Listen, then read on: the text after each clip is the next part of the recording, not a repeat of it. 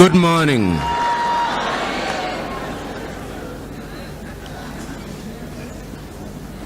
Good morning.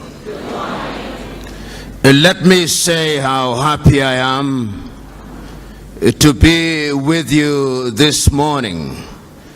I've already been told that the congregation here present represents a number of countries from within the continent of Africa and from outside of Africa, and that it is, in a manner of speaking, the United Nations in microcosm. I have been asked to speak on a subject that allows me to mention a number of things, but because this is a Christian setting, I've chosen to predicate my speech upon 3 Bible verses. The very first one is to be found in the book of Daniel. And you will remember that in the book of Daniel, the story is told of King Nebuchadnezzar and how he conquered the territory that was occupied by the Jewish people. And we are told that immediately he made that conquest, he asked one of his officers to identify from within the ranks of the conquered people intelligent individuals. And the Bible records in that book of Daniel that they identified Daniel. They also identified an individual called Ananias, and they identified another individual called Mishael, and a third one called Azariah. And the Bible proceeds to tell us that they were all renamed Belshazzar, Shadrach, Meshach, and Abednego. And there is a sense in which it is those given names that they are known by throughout the ages. And we are told that they were schooled in the arts and that they were some of the most intelligent individuals. If one were to be dramatic about it, one may say that they gained admission into the University of Nebuchadnezzar. And if one says so, that there were certain protocols to be followed once you joined the University of Nebuchadnezzar. Number 1, that you are to eat from the king's table and to drink the king's wine. But these individuals were so wedded to their own conviction for their own God that they made a request of the king's attendants that they be allowed to take food that was not served from the king's table. And we are told that after 10 days, they were better than everybody else. And we are further told that on the day of graduation, when they were examined, they were 10 times better than everybody else. That is the first verse in the Bible, the first chapter in the Bible, upon which I'll predicate my presentation. The second chapter in the Bible on which I shall predicate my presentation is to be found in the book of 1 Kings at chapter 18. It is a story with which you are familiar. It's the story that gives us Ahab in the Bible and gives us one of the most notorious women in the Bible, Jezebel. And we are told that there had been no rain in that land for a long time. And the story we are told of a man called Obadiah, who was sent by Ahab to go and look out for the prophet Elijah. And we were told how this Obadiah was scared. And we are also told how God instructed this Elijah to go to the palace of Ahab. And we are told how when Elijah confronted Ahab, he told him that I'm the only one of the prophets of the Lord who is still alive. That is not to say that Obadiah had not hidden 50 others, 50 in one cave and 50 in another cave.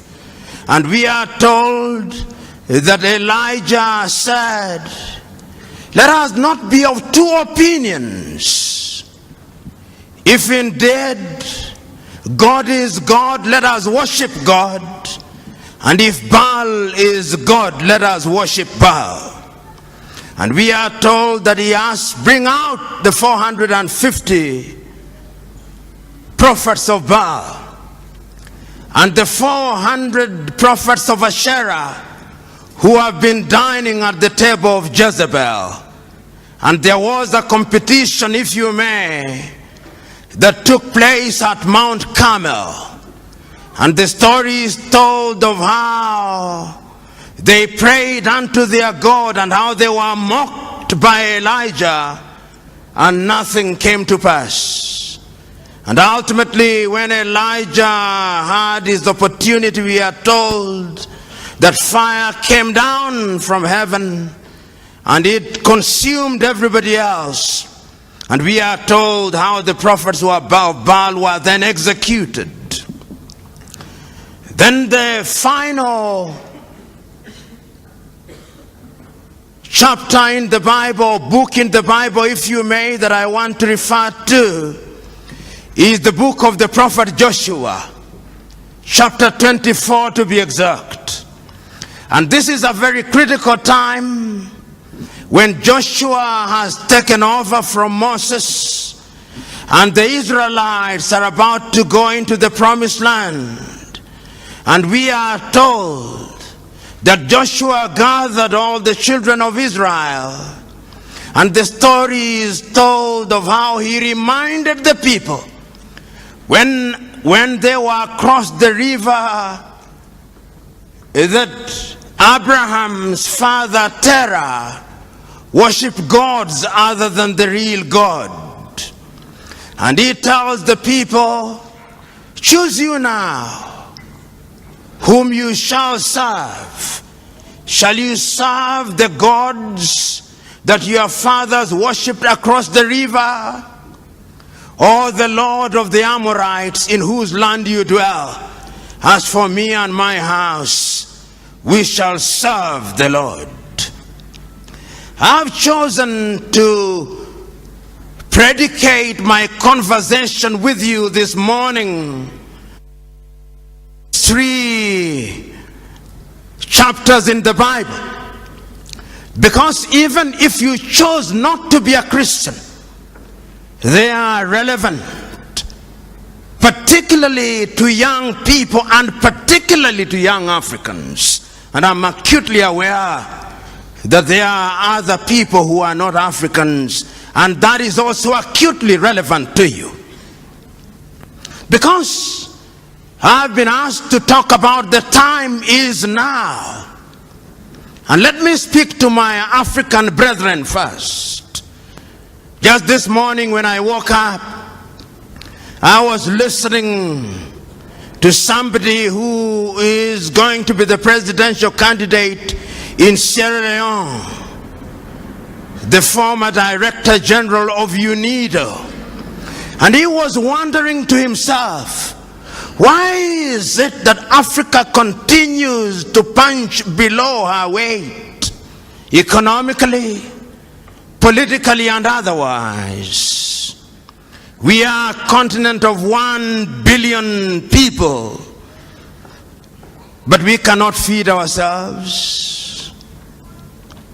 We are a continent of young people, but there is a sense in which we have no faith in ourselves. We are a continent with resources like no other continent on earth. Yet there is a sense in which we are still in the ghettos of human civilization. We are a continent which, in the words of Afro-pessimists, is a scar on the conscience of humanity. Which begs the question, what is it that we are not doing right? This particular individual said, and this is what he said, that Africa still suffers from the Garden of Eden syndrome. And the Garden of Eden syndrome is that God has placed you into the Garden of Eden and you partake of the fruits without any labor. We have forgotten that after the fall of man, there was a divine instruction: go out and subdue the world, because from the sweat of thy brow thou shalt eat. There is a sense in which the 3 books in the Bible that I talk about speak to my agenda. They speak to the entire question of choice. And let me tell you one thing. The African continent has been traumatized and remains traumatized to date. Africans were enslaved. Africans were colonized. Africans claim that we gained our independence, but the neo-colonial project is alive and well. Speak to Ngugi wa Thiong'o, he'll tell you that our minds are still colonized. And that is why he talks about decolonizing the mind. Because throughout the ages, the battle has always been the battle of the minds. That is why it is won and lost. And one of the things that I've discovered over the ages is that those who want to control you, the first thing that they do is to change your name. Even God changes his name when he wants to deal with you. When you are Abraham, he makes you Abraham. When you are Sarai, he makes you Sarah. And the very first thing that the colonialists did was to change our names, to convince us that a Christian name could only be Andrew and Mary and Jane and all these other names, that Kamau cannot be a Christian name, that Njoroge cannot be a Christian name, and we believed it. And I'm submitting to us that there is a sense in which our minds are not free. I'm submitting to us that even your generation is not free. I'm submitting to us that in that book of Daniel, even though their names were changed to Shadrach, Meshach, and Abednego, and Belshazzar, there is something that they did not allow to change in them. They refused to eat meat or anything that was sacrificed to the idols. And you remember that day when Nebuchadnezzar put forth an image which was 6 cubits high and 6 cubits wide. And they reported to Nebuchadnezzar that this young man had refused to worship this idol. The young man said, we shall not worship it because the Lord that we serve is going to save it. But even if he does not, we shall not bow down. And the story is then told that when they were thrown into the fire, those who threw them into the fire were consumed by the fire. But within a few minutes, Nebuchadnezzar himself said, but we threw in 3 of them, but there appears to be a 4th man who is like the son of the gods. I'm submitting to us that at all critical times in history, we have to make painful choices. I'm speaking to you Africans who are Christian, who are present here. What choices have you made? Have you made choices to run away to the United States to get the green card? Is that your choice? Have you made a choice to run away to Europe to flip hamburger?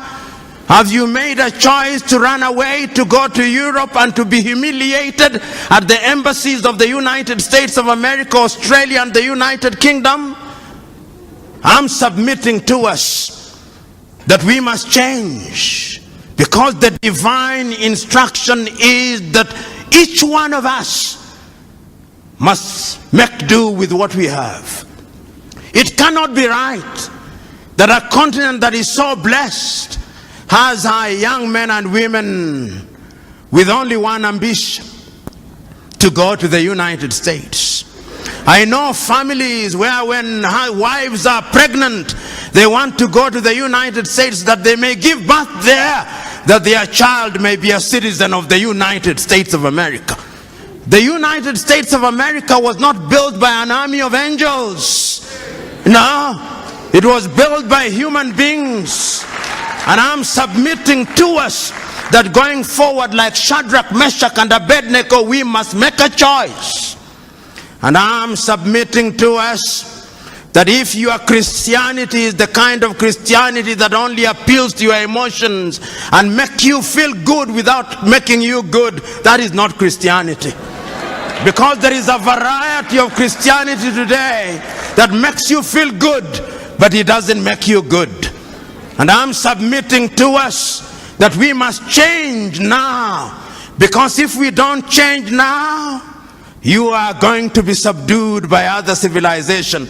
And as I said at one forum, and I repeat it now, there are two ways of being at the dinner table of civilization. You can be at the dinner table as a diner or as a waiter. Choose you now. Whether you want to be a diner or a waiter, choose you now. But even as I proceed, I have not forgotten that there is another book, that there is the battle between Elijah and the gods of Baal. Today, we have erected unto ourselves gods of Baal. I go to many churches, and there is the prosperity gospel. The gospel that tells us that the church is a casino, where depending on how much you pay as a tithe or givings, then you'll get blessing. That is not the God that I worship. And if there was such a God, I would refuse to worship such a God. The God that I worship and the Christ that I follow, I remember on that day when an old woman had given the smallest contribution, he said, that woman has given the most, because there was sacrificial giving. We must now interrogate our Christianity, because Paul says, I would want you to be like the Christians of Berea. Because the Christians of Berea, once you'd preach to them, they would go to the gospel and ask, are you preaching the right thing, or you are preaching make good gospel? I'm submitting to us that at critical moments in history, there has always been a choice. And this is what Elijah is confronting the people with. He says, for how long shall you waver between two opinions? If God is God, worship God. And if Baal is God, worship Baal. I'm submitting to you that the time for choice is now. If material things are the things you want to worship, if you think that having Lamborghini, if you think like having Ferrari and all these other goodies is the right thing, then you can go on. But the last time I checked, greed is insatiable. It's like drinking salty water. The more you drink, the more you want.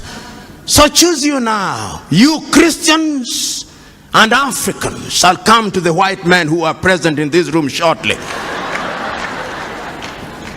I'm submitting to us, and there is a preacher that I love for only one thing. Sometimes I think he go overboard on his love for Israel. John Hagee. And he says one thing that I love: the uncompromising message of Jesus Christ. It is the same yesterday, today, and tomorrow. So that there is no question of humoring you in the church. It is telling you as it is. And I'm saying that even as we are waiting for heaven, and heaven will come in the fullness of time, in the intervening period we must eat. In the intervening period, we must go to school. In the intervening period, we must make Africa great. And we can make Africa great. What pains me most is when I see young men dying in the Mediterranean Sea. You know, a long time ago, they took Africans to Europe and Caribbean a long time ago. And they were wailing and kicking. And I've seen the dramatization of Alex Haley's Roots. And I've seen how in Roots a young man is taken from the Gambia, Kunta Kinte. And I've seen how Kunta Kinte refuses to change his name. And they call him Toby, but he says, I'm Kunta Kinte. Ultimately, for strategic reasons, he accepts the name Toby. But he retains Kunta Kinte throughout the ages. And 200 years later, Alex Haley is able to trace his roots. But today, young Africans are going to Europe willingly to be enslaved. It's slavery by another name. Because you are paying wages, you are paid wages that can barely keep you alive. I'm submitting to you who are here. Africa is the land of action. I'm submitting to you here that the Europeans will never respect you if you don't respect yourselves. Because respect is earned, not given. I'm submitting to you that you will never sit on the table of civilization as equal partners unless you are demonstrated that you are worthy of being a diner rather than a waiter. Choose you now what you shall do. The book of the prophet Joshua is also another book. It speaks to the Israelites. The Israelites were in captivity for 400 years. They brought Moses unto them. Moses delivered them. But at critical moments, they wanted to go back to the flesh pots of Egypt. At critical moments, God parted the Red Sea. At critical moments, there was a pillar of fire to separate them from the Pharaoh. But they still went back to their old ways. And an aging and a dying Joshua is telling them the point for making the choice is now. When we were taken away from Ur of the Chaldeans, Terah was worshipping idols. Abraham was worshipping idols. There was a change in him and he became Abraham. And now you have come to the land of the Amorites and you are worshipping their gods. Choose you now whom you shall serve, the Lord God or the Lord of the Amorites. As for me and my house, we shall serve the Lord. I'm submitting to us now. Choose you now whom you shall serve, the Lord whom you only serve on Sundays, or the Lord that is imminent and must be served every minute. Choose you now, as Christians and as Africans. One can go on and on, but let me turn to the white people who are present in this assembly, who are our brethren. You came here by divine instruction to evangelize Africa. But in your land, God no longer has the opportunity to operate. That is why I'm happy to see you here. Because Africa now leads in evangelization. And this is how God operates. There was a time when the white men came here to evangelize. They lost God. I'm not saying that there is a godless society, but there is a sense in which when one travels to Europe, one sees cathedrals being converted into discotheques and museums. And here we are struggling to operate in a tent. How I wish that we could have the faith spoken of in the Bible, that we could uproot the cathedrals that they may settle here. But I know that that is wishful thinking, that there is no abracadabra in this thing, that I know. But I'm submitting to us that your presence here is a good thing. Is a demonstration that we are children of God, children of a God of diversity.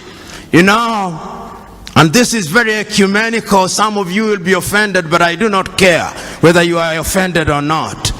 The great Mahatma Gandhi, whom I respect, was not a Christian, but at a critical moment one day he said that he remembers one day in his homeland in Gujarat, when the person who was presiding over the service read from the Hindu Gita through to the Jewish Torah, through to the Muslim Quran and to the Christian Bible, reading from one book to the other as if it did not matter which book was being read as long as God was being worshipped.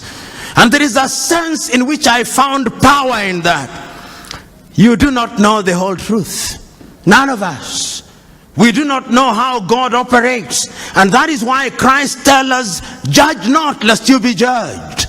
There is a puritanical streak that sometimes we Christians, particularly those who are born again, have. We are quick to judge contrary to the divine instruction. Let us be slow to judge. Who knows how God operates? Who knows how he does his things? Because all of you, including myself, we are so sinful that if it was by works alone, none of you are heaven bound. None of you. You may think that you are good, you may think that you are doing all good things, but he says none of you is heaven bound except by the grace of God. And if we appreciate that, then we would be very humble.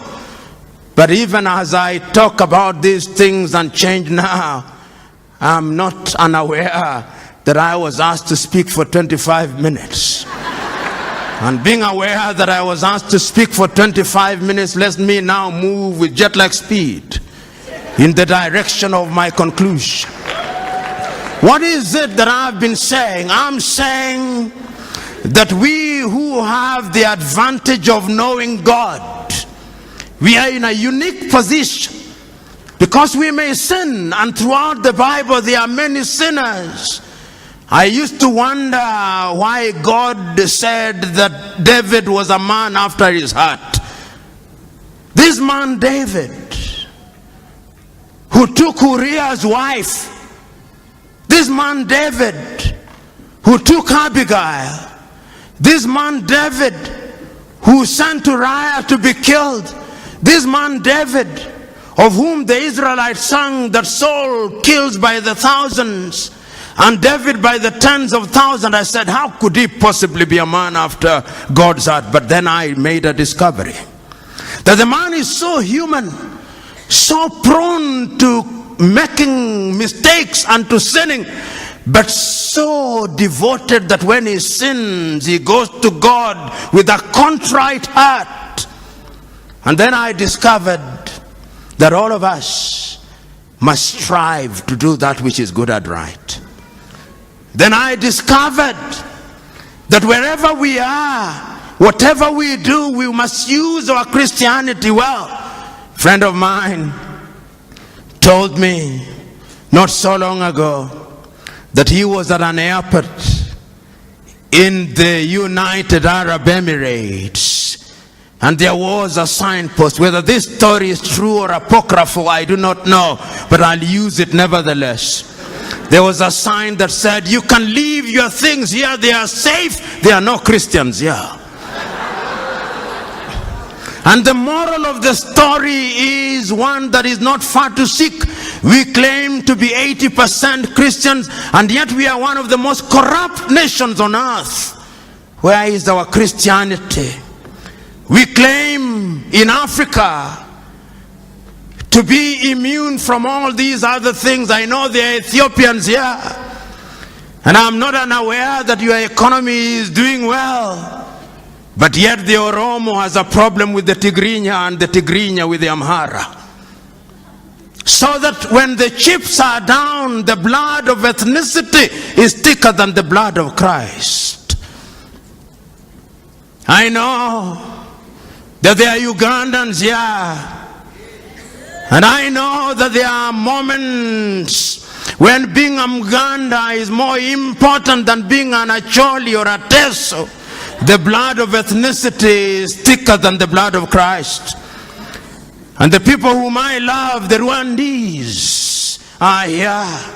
How can we forget 20 years ago a people who speak one tongue, a people who live together. Husband slaughters wives on the ground only that they labored them Tutsi. In the churches of God, priests killed. The blood of ethnicity is thicker than the blood of Christ. And one can go on and on. The only country in Africa that appeared to have been vaccinated against ethnicity is Tanzania, the home of that great man Julius Kambarage Nyerere. They appear to have been vaccinated. But come to my Kenya. Oh, my Kenya. Oh, Kenya. Even now as we approach the elections and you are going to make the decision, I can assure you that there will be no change. Because the formations we have are merely tribal alliances, and if one were to be blunt about it, on one side, the Kalenjin elite and the Kikuyu elite have ganged up and they have hypnotized their tribesmen and persuaded them that it's only by electing them that their circumstances will change. It will not. On the other side, there is another arrangement called NASA. This is also an assembly largely of the Luo of Kenya, the Kamba, the Luhya, and a few other tribes, and their leaders, the elite, have hypnotized their tribesmen. They cannot think nor reason. So that what we are going to have in Kenya on the 8th day of August is not an election on any issue. They'll not talk about agriculture, about education, about unemployment, the critical things. It is going to be an ethnic census to determine which formation brings together the largest number of tribes. So those of you who think there will be dramatic change, you'll be disappointed. As I said elsewhere in Kiswahili, nyani ni wale, misitu ndio imebadilika. I'm saying that the monkeys are the same, the forests have changed. And if you ever doubted me, there was once a forest called COD, there was once a forest called ODM, it has now changed into NASA. There was once a forest called URP, there was once a forest called TNA, it is now Jubilee. Nyani ni wale, na hulka zao ni zile. So you who are here, you who are Kenyans, when you go to vote on the 8th, what will you be voting for? Agriculture, employment, or modo wa nyoba? You who are from the Luo extraction, when you'll be voting Oduadu or health and education? Who will betide you? Because the question has always been, choose you now whom you shall serve, the Lord of the Amorites or the Lord God. As for me and my house, we shall serve the Lord. You know, one of the things that I find painful is for anybody to tell me to vote an individual because he's from my ethnic group. It is the greatest insult. Why did I go to school?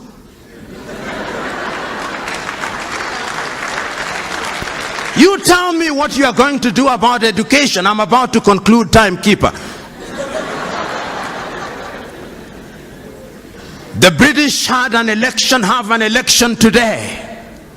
If you came to Kenya and listened to what, you would think that there is an animal called election, which has never been seen by any human being since creation.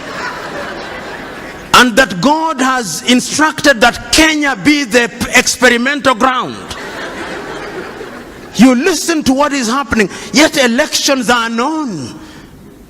Is a competition of ideas. Within a few hours, tomorrow, the day after, we'll know who is the Prime Minister of the United Kingdom, and they'll be counting 50 million votes. In Kenya, we'll be counting no more than 10 million votes, and Africans can't count.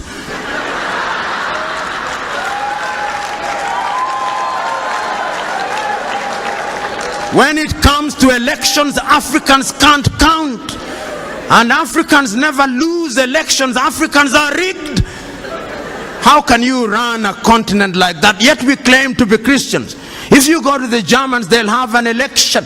And within a few hours, they'll have results, because it is a competition of ideas. You know, when you look at Europe, the reason why Europe is ahead of us. How many of you, and this is what I must conclude with. In the book of Matthew, the story is told of a businessman, I'll paraphrase it, who goes out on a long journey and entrusts his workers, one with 1 talent, the other one with 2 talents, and the other one with 5 talents. And the Bible record says he goes away for a long time.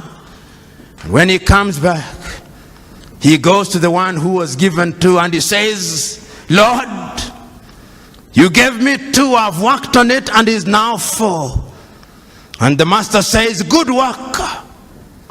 And he goes to the one with 5 and says, Lord, you gave me 5, and I've worked on it, is now 10. Says, good work. And to the one with 1 talent, he says, I know you.